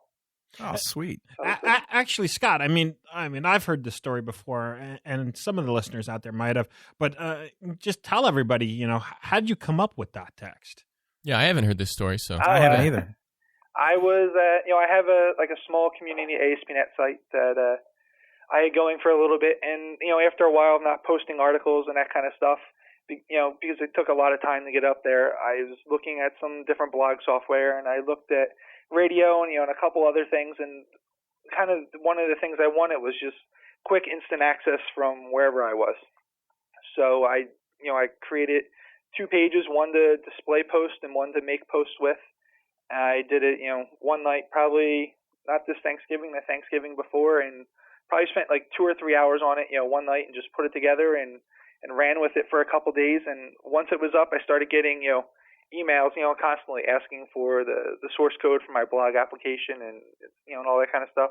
So I just slowly started pulling out into its own application, and it just grew from this little thing, that I did, a couple hours in one night to this huge project that, I've probably spent, tons of free time over the last year working with, and that it's now, hosted on some, Microsoft sites, and according to Technorati, there's 4,000 or so, blogs out there using it. I mean, basically, you came up with the idea and started writing it over Thanksgiving weekend, and it was basically up and running by the end of the weekend, right? Yeah, I mean, yeah, I've had a ton of ideas over the last couple of years that have kind of turned into nothing, and this is something where I really didn't have an idea to begin with. I just it was just a need that I had. I needed, a quick way, and using, everything was ASP.NET at the time, using ASP.NET to make these quick, make quick entries and make quick little posts, and wrote, a little XML feed for it and that kind of stuff, and it just grew into whatever it is now. Cool. So looking back over the whole process, what was the toughest thing? Like in terms of technical challenges, what was the toughest thing that you faced and that you dealt with and that you're kind of proud of? I wouldn't even say technically it was anything tough. The hardest thing was just releasing the source code for the first time. Because there was taking all your screw this comments out and stuff like that. Yeah, that, and just setting yourself up for a bunch getting of people attacked, right, that are going to rate you based on that. So far, I mean, I'd say of all the comments I've gotten, I've probably gotten 2 negative comments. I got someone recently who wasn't very happy with the lack of an installer or anything like that. But other than that, everything's been positive. But any time you release, at different times, it's fluctuated anywhere from like 10 to 20,000, I guess, lines of code where there was no, it was never really mapped out. Like I said, it kept getting bigger and bigger and bigger. But I never sat down and said, okay, this is going to be my object model, and this is how I'm going to do this, and I'm going to name this like this, and it's going to be consistent. So right, things change, and there were SQL scripts to update, and all sorts of stuff. So it's 3 o'clock in the morning basement coding, right? I mean, you're a hobbyist, and you're doing your thing, and you're having a good time, and you're cranking this stuff out. Yep. I mean, it's open source. I mean, right, you're doing it for fun. You're not getting paid for it. It's not going to be perfect, but. Correct, but I imagine someday some employer could look at all sorts of stuff like that. So that was the biggest thing, figuring out when I wanted to let people beside I had some friends that have seen it in much worse stages than it's in now for quite a while. But just trying to decide when to let the whole world see it. I mean blogging, and like I said, you can do it realistic. I mean, you can do it in a page or two. I mean, it's not that to get the basics. There's not too much to it. I mean, I know a lot of people that are actually using the .text to actually learn HTTP handlers and the rewriting and stuff. I mean, it's a great example. I mean, it works. You know what it does. And, well, that's what I keep saying over and over again. It's not a best practice. It works. No, it's not a best practice. But I mean, how much is out there works, in the world? right? Well, and this is how best practices evolve anyway, right? You come with an implementation, then you refine it, and eventually one day somebody says, well, we could probably clean up this and nick this corner here, and bang, we got a best practice. So I mean, I think it gets phenomenally better with each release. And right. Well, let me ask you, Scott. Don introduced you and portrayed you as you came up with this idea. Mm-hmm. Did you invent the blog, or was just this? Oh God, no. Blogging had been around for quite a while, I'm sure. The first blog I'd ever seen was actually my old. Like I said, I used to have this community site, and I think Sam Gentile had linked to me at one point in time, and I was like, what the heck is this thing? And and then after I read that a little bit more and found a couple other ones.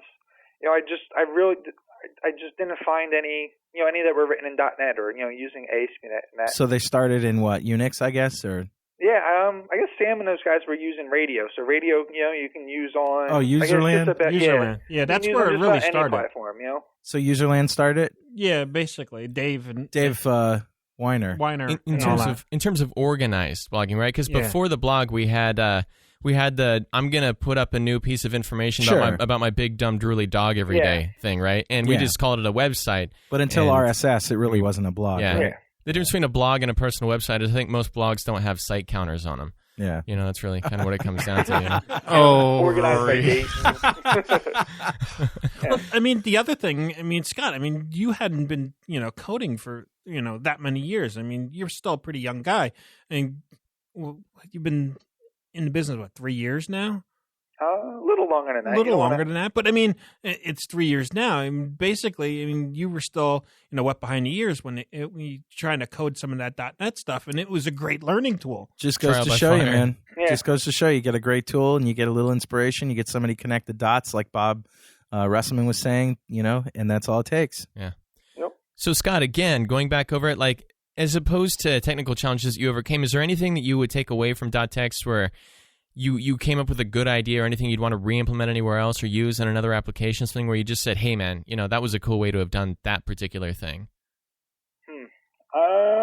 Or is this all this is like stuff you keep in the closet, and then when you go to work, by day you're like wearing the suit and you're very clean cut and everything, and nothing about that weird stuff that's going on in the basement at night, right?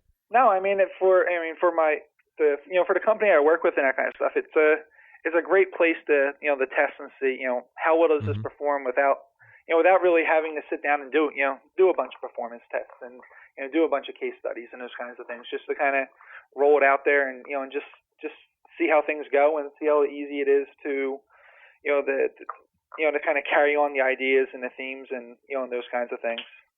Jeff, the sound man, has a question. Okay. Yeah, I'd like to actually ask all of you guys a question. It's actually a two-part question. I was using a sort of semi-blog site. You've probably all heard of LiveJournal, the sort of crazy blog community, 10 jillion users. And I noticed that they had implemented an image generation thing to stop people from doing spamming. And a lot of companies are doing this now, on their sites. When you sign up or when you do whatever, you have to, type in the stuff that's been generated by a difficult to decode text image.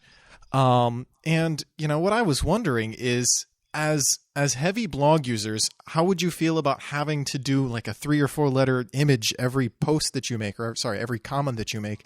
And how hard is it to write something? 10 lines of code. 10 lines of code. Yeah, 10 lines it of code. already exists.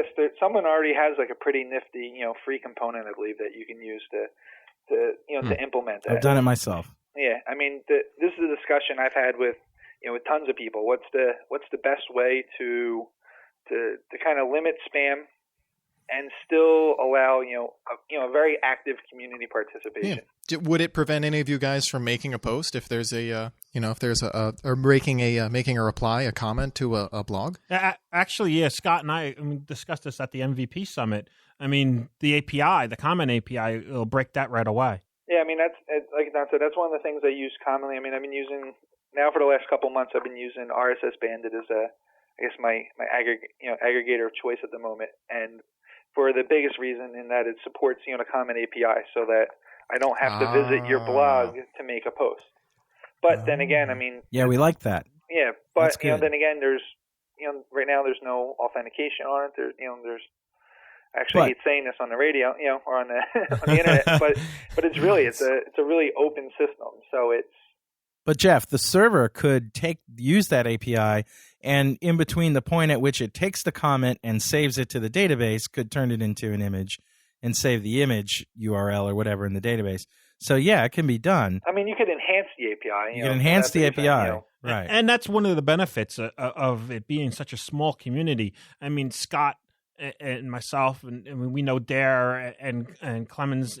And we could actually Clemens Vasters and together, they could actually bang something out and get something working on the .NET world, on the .NET side. But then, will LiveJournal or Radioland be able to use that? It's still, blogging has gotten quite popular in the last year in the you got to have a blog, but it's much bigger than than just the .NET world. So. Oh, definitely don't mention the blog summit. I mean, we tried to have a blog BOF at the PDC, and it just turned into. I mean, a behind closed doors summit between Clemens and Scott and Sam Gentile. All right, I wasn't there, so I take it was volatile. Yeah, it was lots fun. of alcohol. It was entertaining. Yeah, it was entertaining is the right word for it. Yeah. So let's do a total 180 here. Okay. You guys want to talk a little bit of Longhorn and XAML and stuff like that? Sure. Is that cool? Because, I know, Don, like, you're SVG guy, to a certain extent, right? I mean, the first time I ever heard you speak. What is that? That's a good, yeah. It's scalable vector graphics, which is a W3C. Metafiles. Metafiles, basically. It's vector graphics done. It's also VML. Okay. Actually, VML was a precursor. Okay. Or PostScript is also another precursor to what SVG was all about. Is this the stuff that you could do in Internet Explorer 6 on the client, where you could actually draw lines and things in JavaScript? That's for VML. You could do that in IE 5.0 was the first one that you could do it. Okay. But Microsoft hasn't really done anything with it since they released it in 5.0. I actually used it in 5.0. So did I. Scalable vector graphics is the W3C standard version. Cool. For self-describing graphics using vector graphics, and it leads right into XAML. Right. Yeah. And Longhorn. But and the thing I want to make clear to everybody out there is XAML is not just vector graphics. I don't even believe we've defined XAML.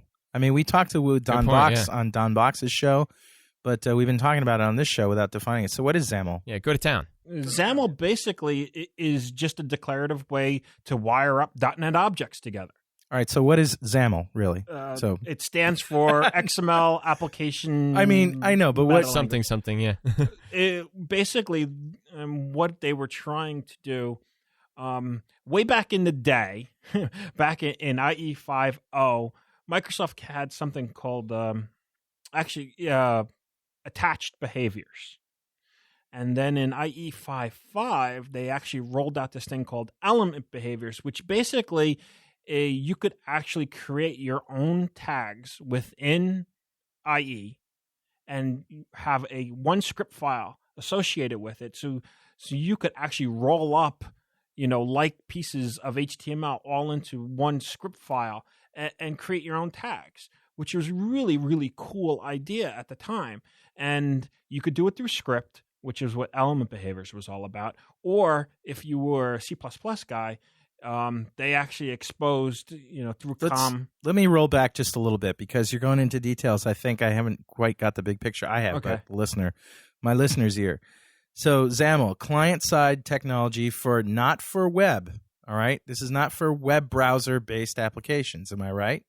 Yes and no. Okay, but XAML, I'm told that XAML is for creating Windows apps. It's for creating Windows apps, but in a Windows Forms in a HTML-like way. Right, but it doesn't run in the browser, is what I'm saying. Define a browser. Yeah, Internet Explorer. No, it doesn't run in Internet Explorer. Yes. But what if your operating system was a browser? But it's not. Well, with integration, I mean, to a certain extent, you could stream XAML right across the wire. All right, but let's boil it down here without getting philosophical. You're talking basically, it's a client-side way to define with XML tags UI elements like forms, controls, declaratively, that turn into what looks like, let's say, a Windows application. Oh, sort of like ASP.NET for WinForms. Yeah, that's exactly what it is. There you go. It's the ASP.NET model for WinForms. Good. And it just happens to be that it's also serializable, and you could push it over an HTTP if you really wanted to. Right, but if you're in the elevator and somebody says, what's XAML? They don't know anything about it. It's ASP.NET for WinForms. Cool. All right, now going back to what you were talking about before, where is your operating system a browser, whatever. So it's obviously extensible to the point where it's just data. It's just stuff. There's going to have to be something that interprets that and then creates the Windows form. But the XAML is just the declarative facts and figures, to use your terminology, to build that thing. You bet. Just like we do in HTML right now. Right. And basically what I was talking about with the element behaviors was the precursor to a lot of what they're doing with XAML, but at the time they wanted to do that in IE, but it just didn't work. I mean, it's not secure enough. It's not robust enough. You actually really needed a whole environment to be able to do what they really wanted to do. Yeah. There was a time when Microsoft originally released IE 6.0, they had declared that ActiveX controls in IE were dead, and that they recommended that everybody switch over to this binary behavior format instead. They have since dropped that request, but it is, if you go back and look, that was the way that they were trying to extend IE at the time, where you would be able to add your own namespace, link it to an object, and have your own elements within it. Sweet. Well, that is what XAML is all about right now, except that you don't have all the crazy architecture and trying to run within IE. Right. And so far, the only implementation we know of XAML is on Longhorn? Or do we have something for XP too? Just for Longhorn from Microsoft. Yeah. There are some clones out there. Right, yeah, I've seen some of those. Some are open source, some are not. They're out there to try to do the exact same thing, where they see a market for the XP and for Mono and a lot of other places that you would want to do the ASP.NET model. I mean, why wait for Longhorn to come out? There's a lot of people who are saying, this would be good right here, right now. Let's go and try and do it. I don't know if that's the case. There's a lot of low-level stuff that would be involved, and that ties into the Sharp Vector Graphics project, the open source project.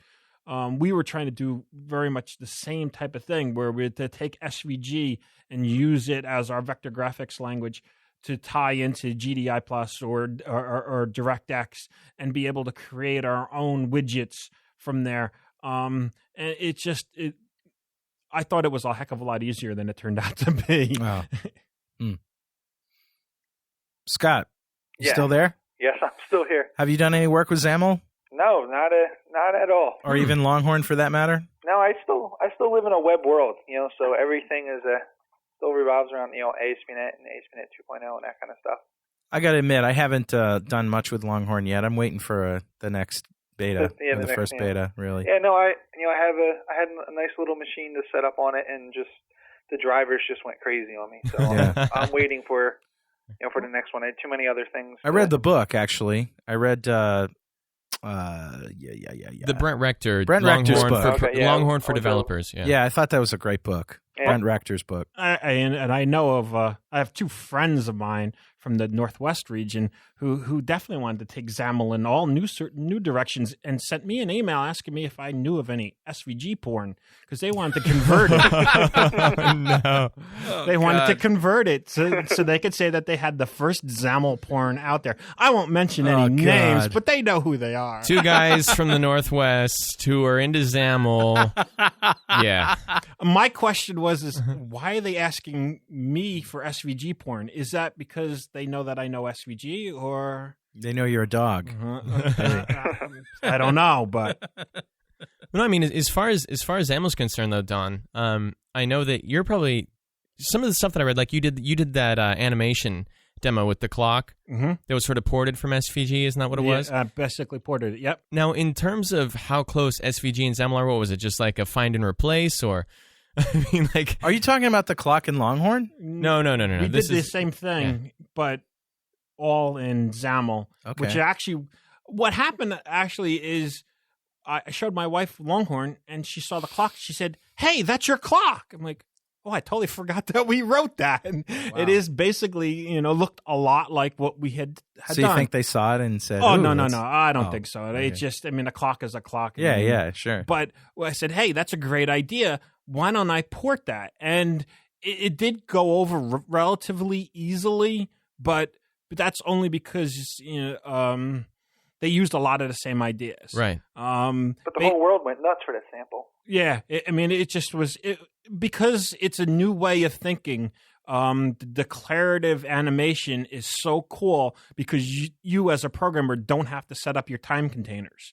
You don't have to set up that looping. All you have to say is, I want this to happen from this time to this time, and I want this to be adjusted, which is really cool because then all you have to focus in on is on that what you want it to do, not how you want it to do it. And that animation that they did in XAML is very, very, very similar to Smile, which is called Synchronous Multimedia Interface Language, which is also another W3C. Tell me about that. What's that? That sounds interesting. It's something that you would probably really get into. It's for synchronizing multiple namespaces, basically. Multiple multimedia operations, so that you could actually have a slideshow and a slide deck running, and then at certain time points highlight different text or have the text running and or audio, video, that type of stuff. It's just a really nice model for working with animations and working with multimedia. And so I could play a movie from this place and then play something else from and this have place it automatically sync with the text. So for hearing impaired. Wow. It's built into IE, and it has been since IE 5.0, and it's built into a lot of other like Real Audio and stuff. And it's another declarative language that works really, really well, and happened to use XML. But if you look at the object model is very, very similar to what they're doing in Avalon, and that's just because it works, and it's a great way of doing things. And as a graphic artist, you don't want your graphic artists having to worry about the bits and bytes of how to set up time containers. You just want to be have them declaratively set. and it works out really well. So Don, I get XAML from like the point of view of how to use it and how to set something up and put together a UI, but I'm a little bit animation stupid, right? So can you describe, like, what is a time container? When you say time container, what do you mean exactly? Basically, a time container says, I want this particular thing to happen on this timeline. Okay. And you could say, I want to, rotate in the clock, rotate this arm, this hand from 12 degrees all the way back. I mean, from 0 degrees all the way around back to 0 over an hour. Okay. And so that you don't actually have to write all the code to actually manipulate the hand to move it along. It'll do that for you. It'll figure out, do all the division, do all the math, and also integrate with your monitor so that the refresh rates are all optimized and when things paint and when things don't paint. You've got some stuff on your website about that. You bet. Yeah. So when we're dealing with, I mean, the clock is actually a really good example for a question that I have. You have a minute hand, you have a second hand, you've got an hour hand, right? So is this timeline sort of like a general kind of parent of these things? How does it work? Do you define the timeline, then you define the objects inside of it, or what's going on here? You define the timeline and what it can do, and then timelines themselves can have children timelines. So you could have stuff occurring within it. Actually, the first example that I always give everybody is the street light example, where it sets up to where it has a red light, and then after 10 seconds it goes to yellow for 2 seconds and then goes to green. So why wouldn't we use Flash? You could very much. It sounds like Flash, basically, is what you're. But Flash isn't declarative. That's it's the also problem. not Microsoft. Oh wow. And it's got that action script stuff that's all messy. That's the true. Problem. And I'm not even. That's true. Actually, that's a great point, Rory. It's got this action script stuff that I don't know if you ever used it. I've tried it, and it's not cool, man. And it doesn't. It really doesn't. It's understand, no C#. It doesn't understand XML. That's the problem with Flash. So what's cool with XAML is you can declare your stuff in a XAML file, and you can connect that to a DLL, to an assembly in C# or VBNet, and you can program your animation or whatever you want to do with your programming language. Yeah, now the only reason I bring up the animation and stuff so much is that we're seeing all these really cool Longhorn apps coming out now, the reference stuff, like the medical industry, the real estate stuff, and if we're really going to want to be able to do that, we're going to have to know about these timelines and about how to do animations and about how to do all the multimedia stuff, because we're going to finally start writing the apps that we've been seeing on TV and movies for the past 20 years, actually, right? Us as programmers, we're not going to have to worry about it. It's really? Actually this brand new career is these graphic artists, where we're going to have a contract with the graphic artist, and we're going to say, we're going to have these elements on the page. Well, won't there be like tools built around this kind of stuff? You bet. I mean, that's the whole idea that Microsoft is working on a tool to do that, to basically define that interface, define that contract. Dave from the chat room says it's a whole lot easier just to look at your wristwatch. But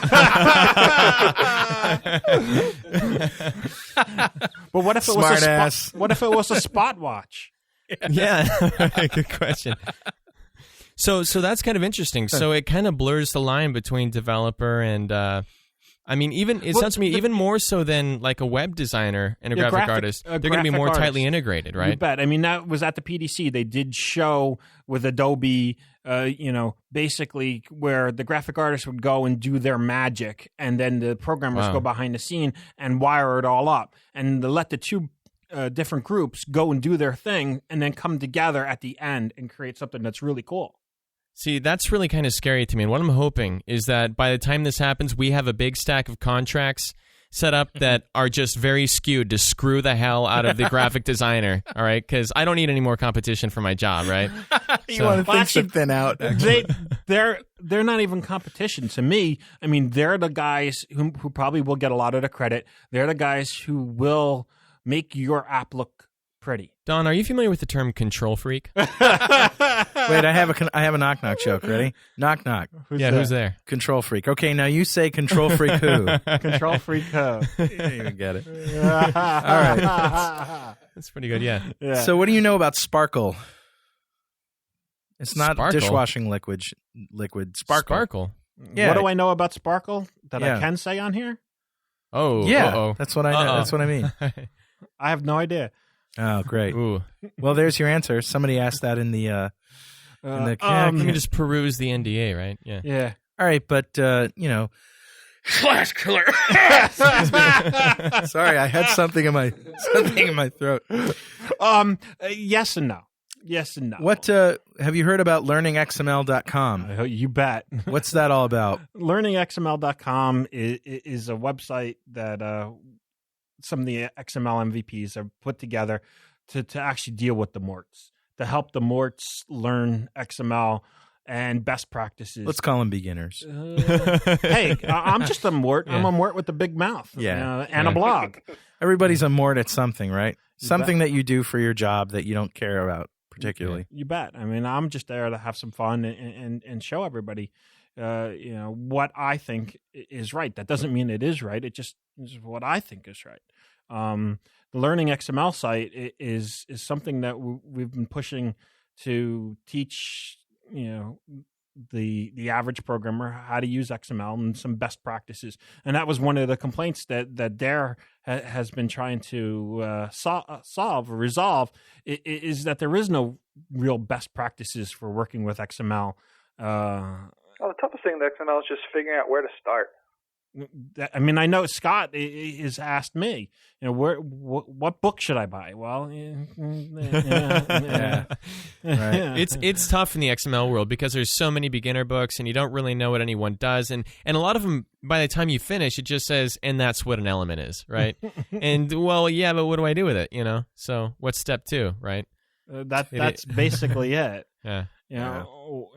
That's so. One of the things that we're doing is creating some projects like the data access layer that I know Rory and I have been talking about, where they would be able to look at it and say, okay, this is the best way to get data out of a database and expose it as XML. Should I be using a data reader? Should I use an XML reader? Should I be using SQL XML? What should I be doing? I don't know. I just, there's no code out there. What's the performance implications of using X versus Y? And a lot of that work hasn't been done. And that's one of the things that we're trying to do is to show people that. Jeff Julian is listening, and he says, Don, I hear you're working with Ineta now on their framework. And we're also, taking a lot of the stuff that we're putting into Learning XML into the Ineta framework. What is the Ineta framework? Basically, Ineta is the International .NET Users Yep. Association, Yep. And we're redoing their whole architecture so that they can use it for their international site, but then also have regional versions lying around so that they can roll it out to the Asian groups, Okay. All right. and localize it, but still not have to code it from scratch. Yeah. We talked on the show with Harry Pearson. I don't know if you heard that show. Mm-hmm. We were talking about the integral problems of data types and XML, and tying it to particular machines and everything. And Harry mentioned, I've given up. He says, I've given up trying to strongly type XML or data types or whatever. What's been your experience with that? I totally agree with them. Yeah. I mean, and I mean, you're not even talking data types across platforms. I'm talking trying to deal on the same platform. On the same platform, or one of the big things that I'm running into right now is working with SQL Server, and we're working with lookup tables. Static lookup tables. Well, if I have a static lookup table, why is it a table in my database? Because it's really a type, but I can't declare it as a type. Yeah. And so I'm hardwiring it into my database. Then I'm going to hardwire it into my middle tier with enums, and then I have an XML schema that's out there it's hardwired into there. Hey, this isn't cool. I've got it hardwired 3 different places, and it's the exact same thing. Little brittle. You bet. Now, I mean, Yukon is definitely getting us closer to it, but it's still not 100% there. Where in Yukon, you'll be able to create your own data types and do that type of stuff. Where if it's a static type enum, you could create an assembly that has that enum in there, that type in there, and be able to associate a column in SQL with that. So talking about all this stuff, it almost goes all the way back to, I asked you about what are some of the big mistakes that people make when working with XML. Do you think that over-architecting is sometimes an issue, like just instinctively, where you have files all over the place and designs all over the place and everything's hooking up and this thing hooks into that thing and this and that thing and then this it's sort of been a theme on our show, about, the beware of over-architecture. You bet. I mean, the over-architecture, and then also the other side of the story is no architecture, and repeating something in 3 different spaces, right. Once on the SQL server, and once in the middle tier, and once in your schema. Well, Scott, I got to ask Scott, because you sort of said that .text sort of grew sort of naturally, you didn't obviously start out. Did you start out with any tools, any architecture tools, or any patterns that you wanted to use, or did you just start writing code, or how did that work? Somewhere in the middle, when I first started out, I was just binding to just raw data tables and data sets. Like I said, I did it in one night with probably 2 objects. Get data and save data. To right. edit something, I had to manually type in the query string. Edit post 34. Yeah. And that's kind of how I did it. Yeah, but now .text uses its own kind of mini object model where there's an entry object and all that other kind of stuff kind of grew out of that. That's cool. And then you added the skinning, which was really cool. Yeah, and free text. I love free text. Yeah, free text boxes. Free text rocks. Yeah. Well, we're almost out of time. Scott, before we say goodbye, is there anything you want to, last-minute words of wisdom or anything you want to mention? Any plugs or anything you want to?